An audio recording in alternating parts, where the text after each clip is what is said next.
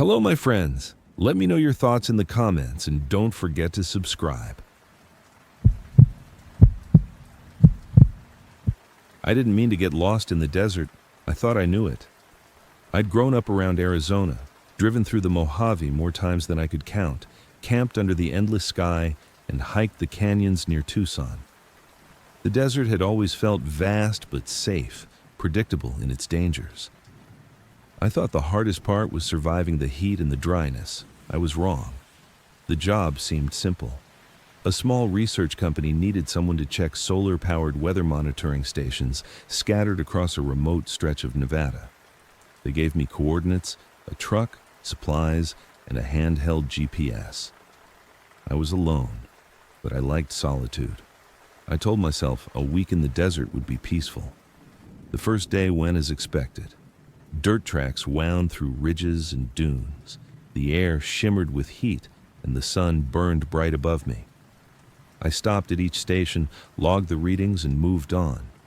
But even then, the desert felt off.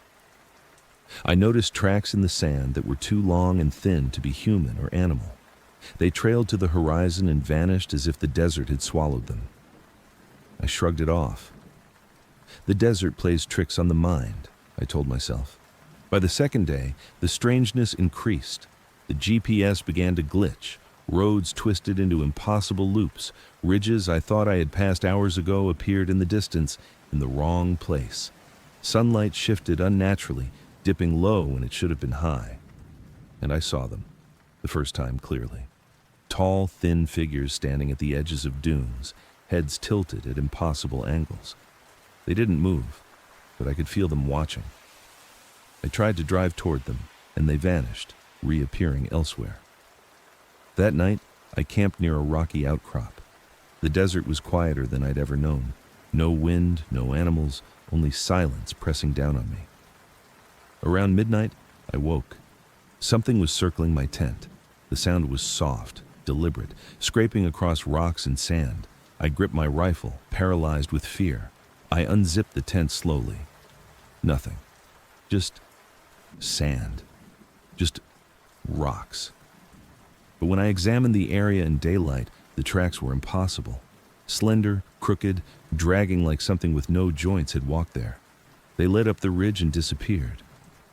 By the third day, I was disoriented. The desert warped around me. Dunes shifted while I wasn't looking.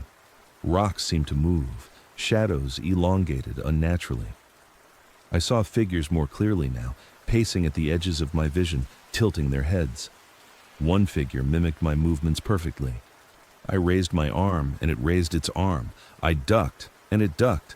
I realized then the desert wasn't just watching, it was learning. I tried to ignore it, but the desert wouldn't let me.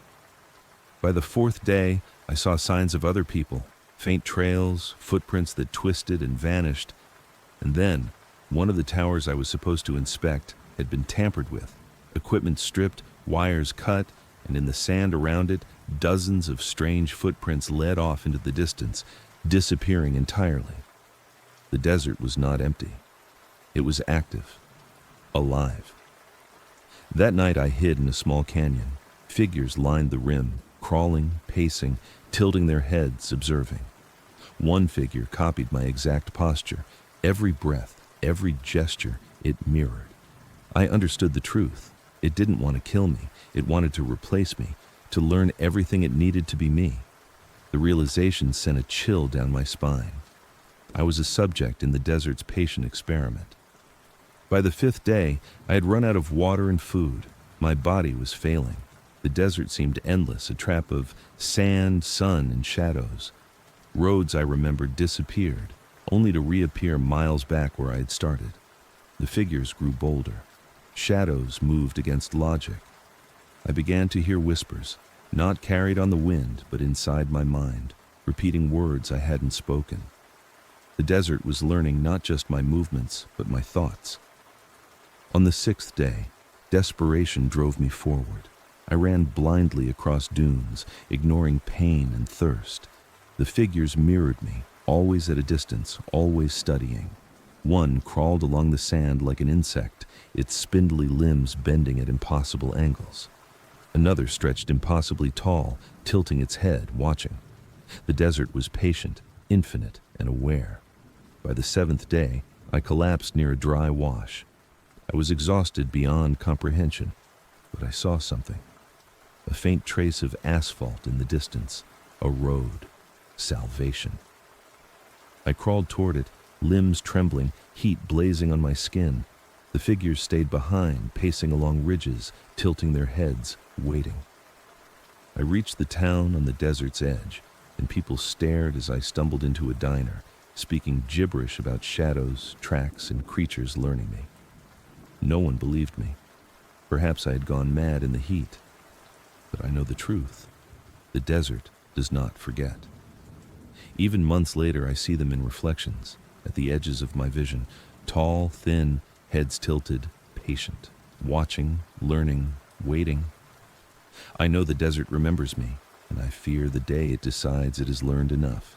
I survived, but I am not safe, and I know one day the desert will come for me again.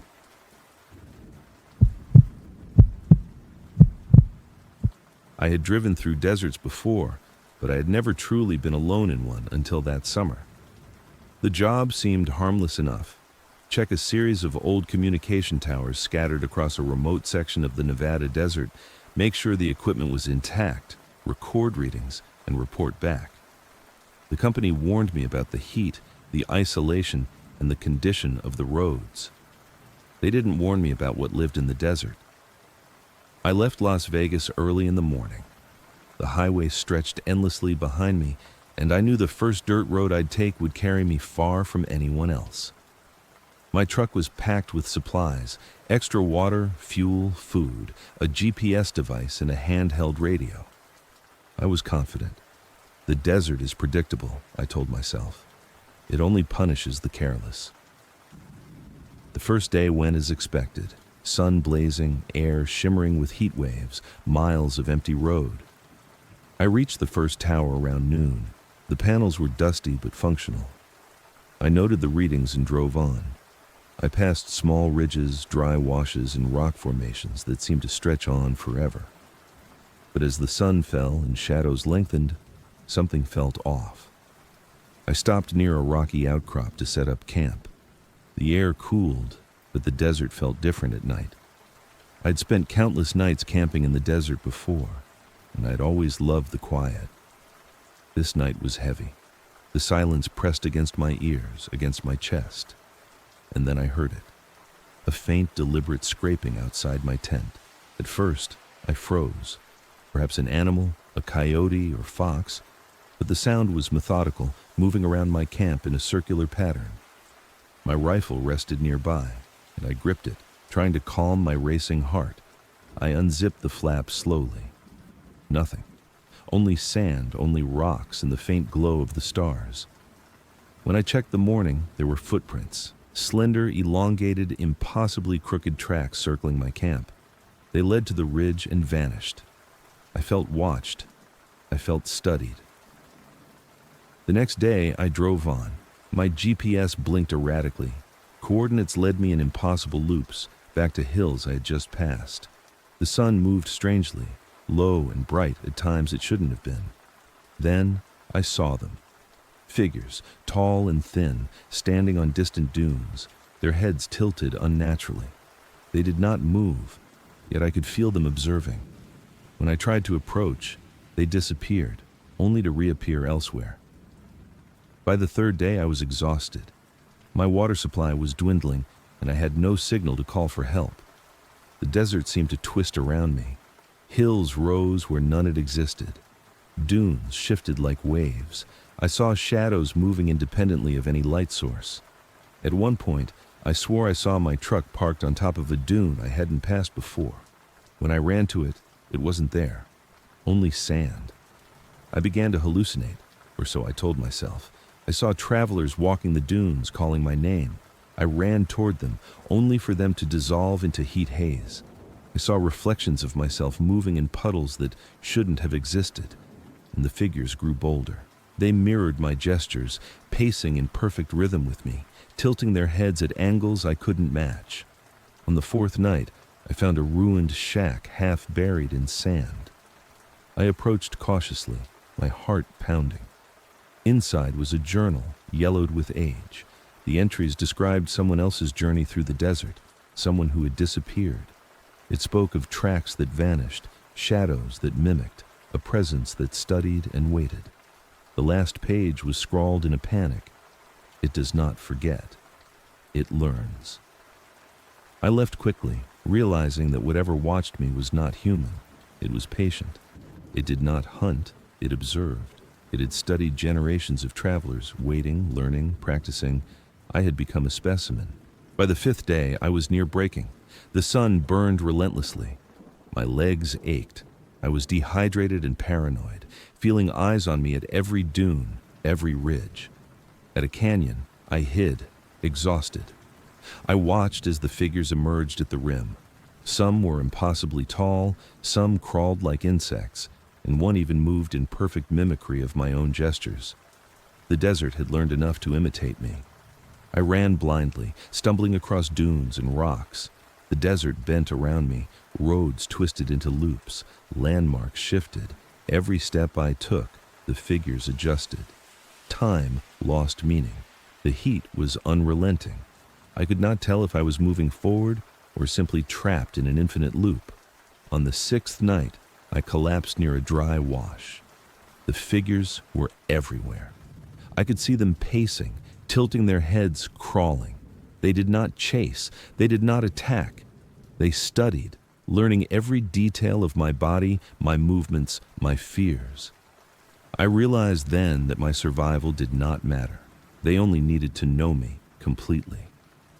The 7th day was worse. I wandered endlessly, my mind fraying. The desert itself seemed alive. Dunes rose and fell like breathing waves. Rocks shifted when I wasn't looking. Shadows moved against logic. I had become part of the experiment. Every step, every glance, every breath was observed, cataloged, replicated. By the 8th day, I saw the first attempt at imitation. One of the figures walked along a dune, mimicking my exact gait. Another raised its hand just as I did. I understood the horror. The desert was not trying to kill me. It wanted to replace me. It wanted to learn enough to create something in my image, something that could step into my life if it needed to. On the 9th day, I stumbled across a faint road, cracked and faded. Salvation. I crawled toward it, my body nearly giving out. The figures stayed behind, patient, tilting their heads, watching. I reached a small town on the desert's edge. People stared as I collapsed into the diner, shaking, dehydrated, rambling about impossible tracks, shadows, figures mimicking me. Some thought I was insane. Some thought I had gone mad in the heat. I survived, but I am not the same. The desert has not forgotten me. Sometimes, in a mirror, I see shadows that do not belong to me. Sometimes, on long drives, I catch movement at the edge of the dunes, tall, thin, tilting its head, watching, learning, waiting. I know one day the desert will come for me again. It will not need to hunt. It will already know everything it needs to become me. And then I will understand what it truly means to disappear in the desert. I am alive, but I'm never safe. The desert never forgets. I thought I knew deserts. Growing up in Arizona, I'd spent enough time hiking and camping in the Sonoran and Mojave to feel comfortable in the heat, the sand, the unending sky. I liked the silence, the isolation, the way it made you feel small but alive. But the desert I encountered on that trip was nothing I could have imagined. It wasn't just empty land. It wasn't just sun and rocks. It was alive, and it wanted something from me. The job was simple, or so I thought. A small environmental company needed someone to check old mining wells scattered across a remote part of Nevada. GPS coordinates, a 4-wheel drive truck, basic supplies, and a promise of generous pay. I had a week to complete the survey. I packed enough water, extra fuel, and a few days' worth of rations, confident I could handle the work alone. The first day was uneventful. I drove down dusty tracks, checked the wells, logged the data, and marveled at the quiet. The heat was intense, but manageable. I thought I might even enjoy the solitude. But by the time I reached the second site, the desert began to feel wrong. It started with the tracks. I noticed them in the sand as I approached the well. Long, thin, dragging marks, almost like a person had walked on stilts, but impossibly crooked. They led toward the ridge and then vanished, swallowed by the sand. At first, I assumed some prankster had wandered here, but I hadn't seen a single soul for miles. I shook it off and continued the survey.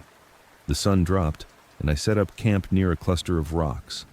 That night, the wind died completely, leaving an eerie silence that pressed in on me.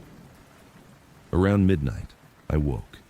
The air felt heavy, and I could swear I heard movement just beyond my tent, not the rustling of sand or the distant cry of an animal, but deliberate, slow steps. I froze. My hands shook. I wanted to call out, but my voice wouldn't come. I lay perfectly still until dawn. The desert, once indifferent, now felt sentient. When I unzipped my tent, the sand was marked with dozens of tracks, some circling my camp, some vanishing as though they had never touched the earth. I packed quickly, unable to shake the feeling of being watched. Over the next 2 days, the desert's strangeness escalated. Roads I had memorized twisted into impossible loops. Hills appeared where none had existed. The sun shifted unnaturally in the sky, low in the morning, high in the afternoon, then low again at night. And always I saw them. Tall, thin figures standing at the edge of dunes, heads tilted at angles no human neck could sustain.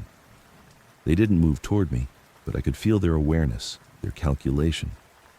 By the 4th day, my water was low, and fatigue clouded my mind.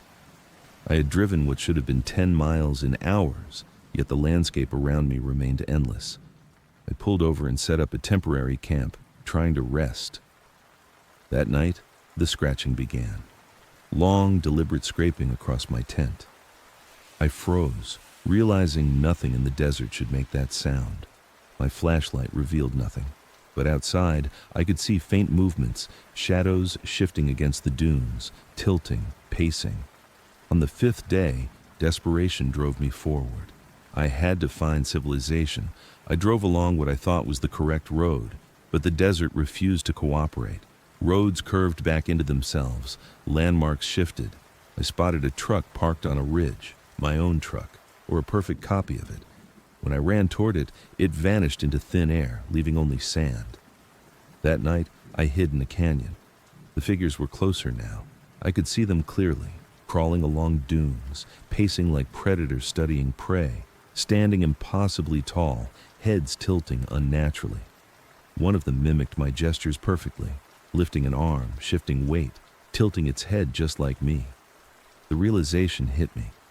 The desert didn't want to kill me. It wanted to learn me, to understand me, to replicate me. By the 6th day, I'd almost lost my mind. The desert's movements grew more deliberate. Shadows stretched longer than possible. Every step I took, I felt them adjust, anticipate, mirror me. I tried to sleep during the day, to travel at night, but the darkness offered no cover. Shapes moved silently across dunes, following, studying, waiting. On the 7th day, I stumbled upon an old shack half buried in sand. Curiosity overcame fear.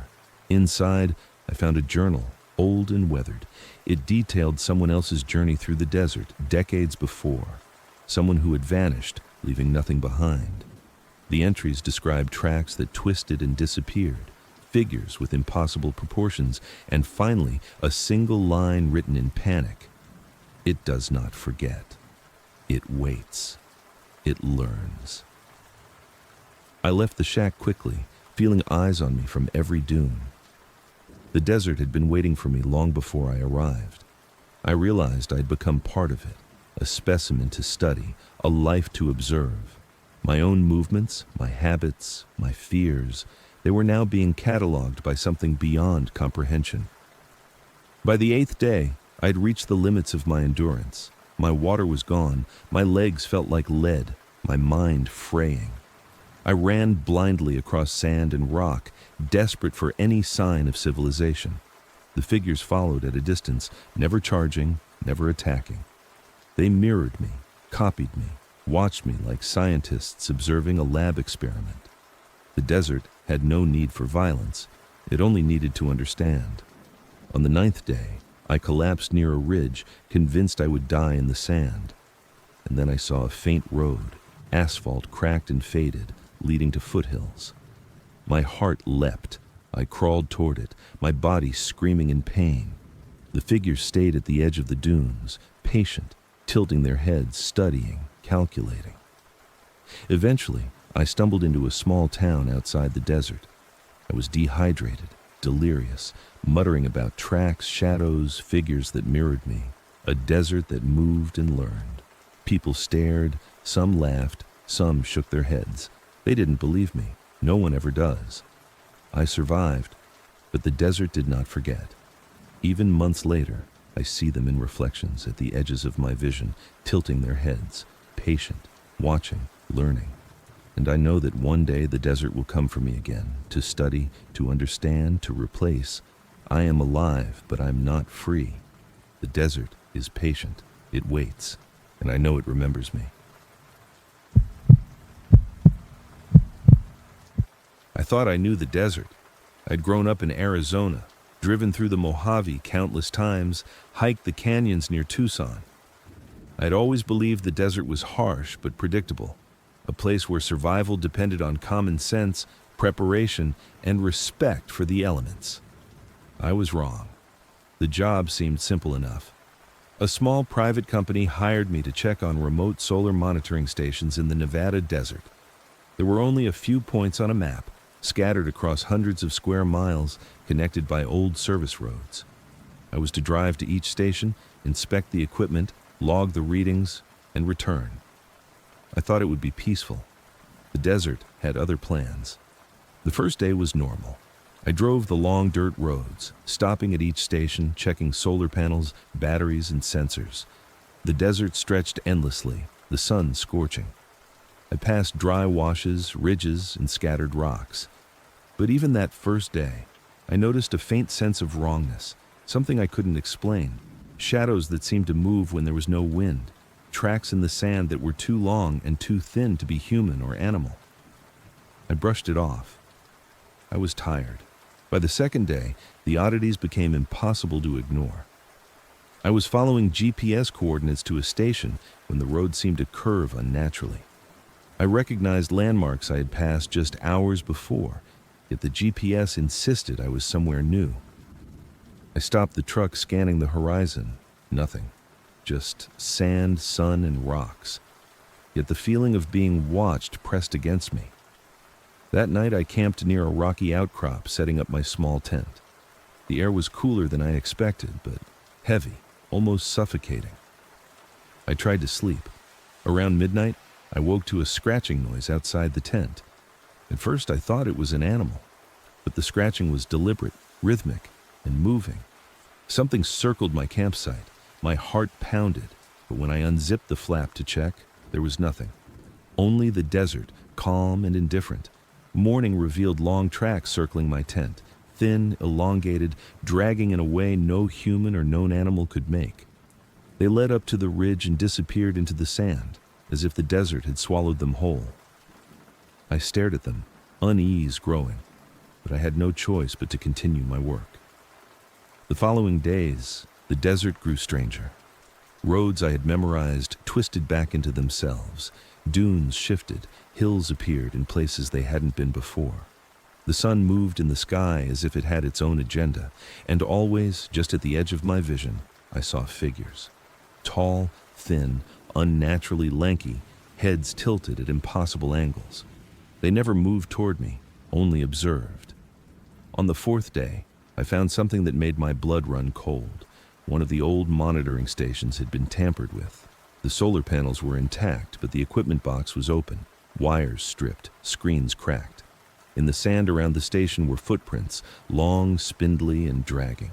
They led into the distance and vanished. I realized then that I was not alone, and whatever had been watching me was closer than I thought. That night, I attempted to sleep on the sand. The heat had waned, but an unnatural chill crept into my bones. Shadows moved in ways that defied logic. I could hear the faintest scraping on rocks, the slightest shifting of sand. I tried to tell myself it was imagination, that the desert was playing tricks, but deep down, I knew otherwise. For the 5th day, my sense of reality began to fracture. Roads twisted, hills rose and fell in impossible ways, and the figures became bolder.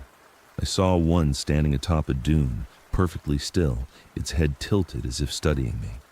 I drove toward it, but it vanished, leaving only a distorted shadow behind. The air felt heavy with awareness, as if the desert itself were judging me. The 6th day brought the most terrifying realization. The desert didn't just watch, it copied. I saw a figure mirroring my movements walking along a distant ridge. I raised my hand, and it raised its arm in perfect synchrony. My breathing quickened. This wasn't a human. This wasn't any animal. It was something older, something patient, something that could learn. I began to understand what the desert wanted. Not my life, not my death. It wanted to study me, to understand me, to replicate me. Every gesture, every habit, every thought it could glean. I was a subject in its experiment, and the desert had been conducting it for centuries. By the 7th day, I was near breaking. My water was gone, my food supplies were minimal. I had no sense of distance or time. The figures moved closer, pacing along dunes, crawling like spiders, standing impossibly tall and still. One of them, mimicking me perfectly, even tried to speak in my voice. I screamed, but my voice was swallowed by the desert, unheard. The 8th day, I fled. I ran blind, stumbling over sand and rocks, desperate for any sign of civilization. The desert twisted around me. Hills rose and fell in ways I had never seen, and shadows reached farther than they should. The figures followed silently, learning, observing. Time became meaningless. I could not tell how far I had traveled or if I had moved at all. On the 9th day, I collapsed in a canyon, utterly spent. The figures lined the rim above me. I could see their faces now, elongated, hollow, tilting at impossible angles. They weren't human. They had never been human. But they had learned enough to mimic me, to anticipate me. The realization was suffocating. They didn't need to kill me. They only needed to wait until they knew me well enough to replace me. I survived that night by hiding in a narrow crevice, refusing to move. At first light, I saw a faint road in the distance. Salvation. I crawled toward it, each step agony, each movement observed. When I reached the cracked asphalt, the figures stayed behind, patient, waiting, their attention lingering like a shadow pressing into my mind. I eventually found my way to a small town on the desert's edge. People stared as I stumbled into the diner, dehydrated, delirious, speaking of impossible tracks, shifting dunes, figures that mimicked my every move. They thought I was insane. Perhaps I was, but I knew the truth. The desert does not forget. It watches, it learns, and it waits. Months later, I avoid the highways that cut through the desert. I never travel alone. I stay in towns under the safety of lights, surrounded by people.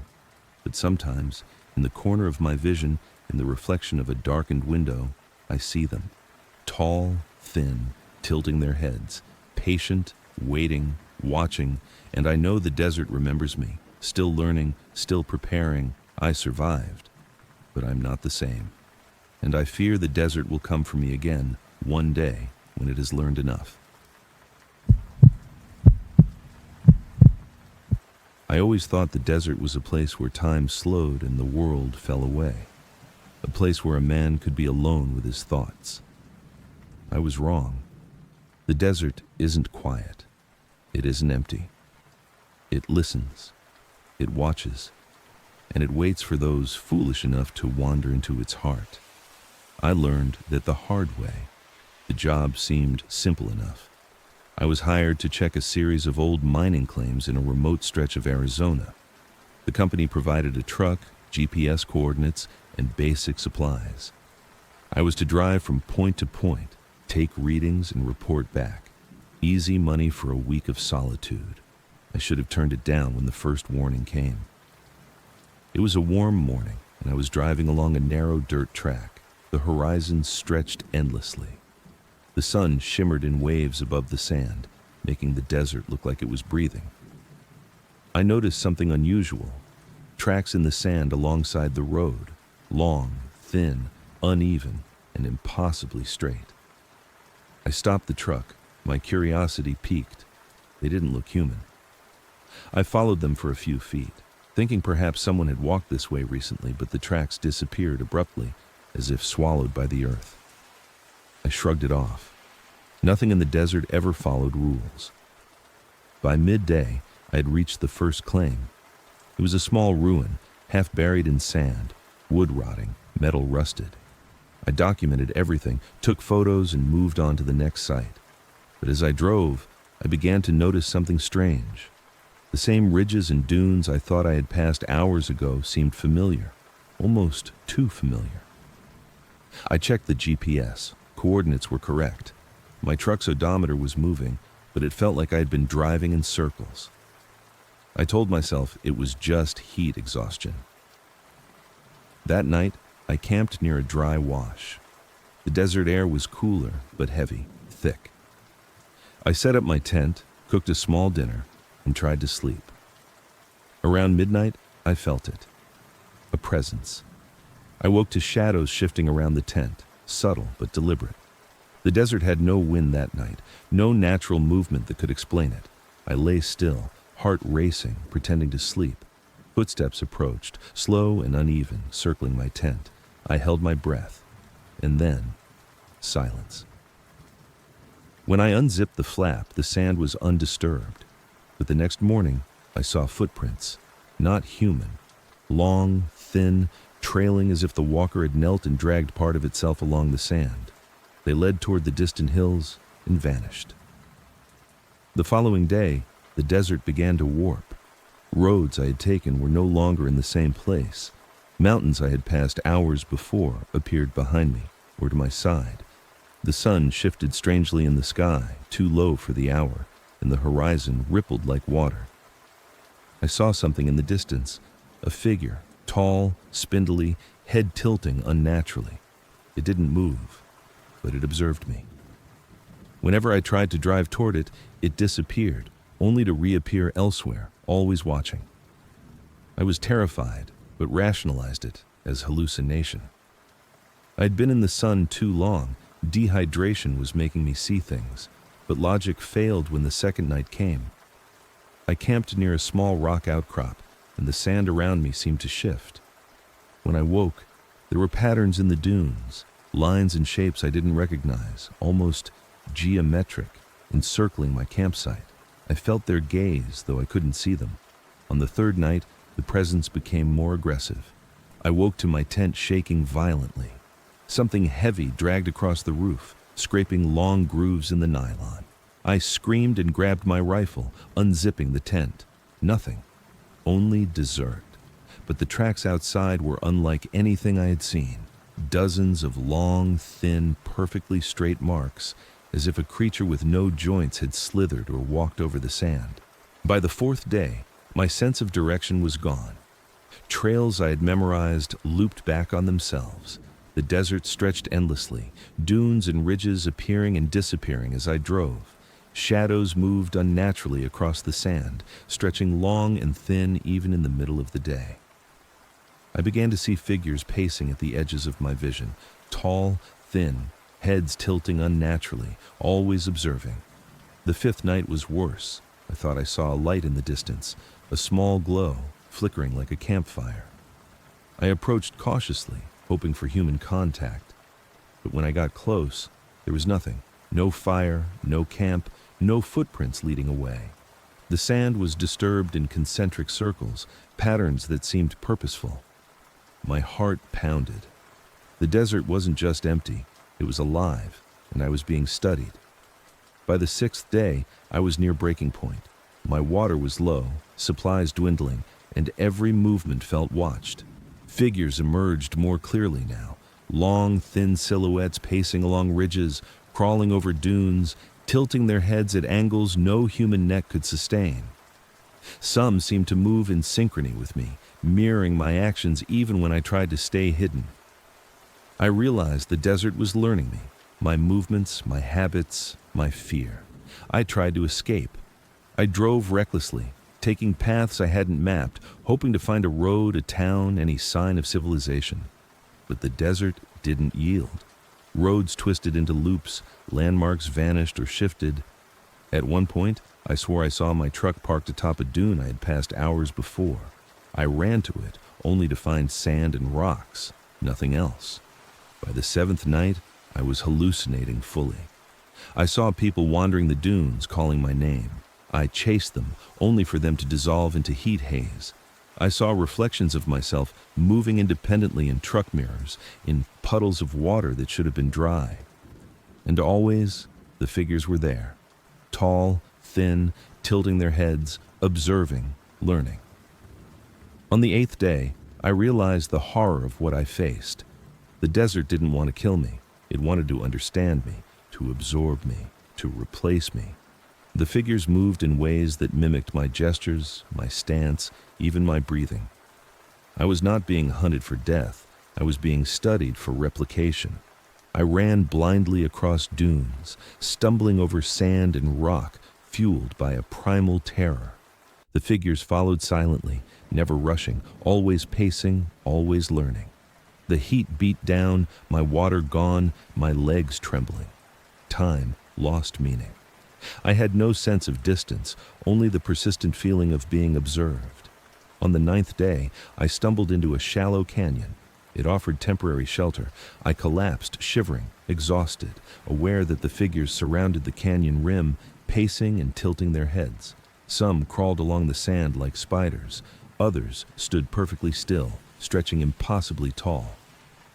I watched them, knowing they weren't human, knowing they were learning every detail about me. I survived that night by hiding in a crevice, refusing to move. In the morning, I saw the faintest trace of a road in the distance. My heart leapt. I moved toward it slowly, carefully, knowing any sudden motion might trigger the attention of the creatures. Each dune passed revealed no figures, no movement. They had stayed at the canyon rim, patient, still observing. By the 10th day, I emerged onto the cracked asphalt of a forgotten service road. Civilization was not far. I collapsed there, half mad, dehydrated, and delirious. A passing truck noticed me, and I was taken to the nearest town. People stared as I muttered about tall figures, impossible tracks, shadows that moved independently of light, a desert that was alive. They laughed. They said I was hallucinating. Months later, I live in a small town far from the desert. I avoid the highways that run through it. I never travel alone, but I know the desert hasn't forgotten me. Sometimes, in the corner of a quiet street or the reflection of a dark window, I see them. Tall, thin, heads tilted, patient, watching, learning, waiting. I survived the desert, but I'm not the same. And I know that one day it will find me again. Your support helps the channel grow. Thanks for watching.